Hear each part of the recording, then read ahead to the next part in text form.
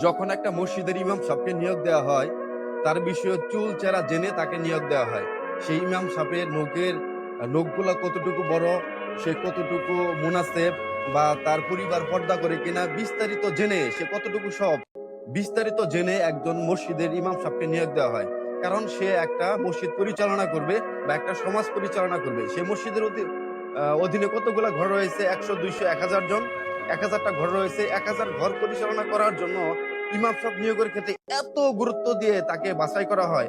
অথচ একটা জেলা পরিচালনা করবেন যিনি, যিনি একটা দেশ পরিচালনা করবেন নেতা, এই নেতা নির্বাচনের ক্ষেত্রে এসব কিন্তু চুলচেরা বিশ্লেষণ করা হয় না।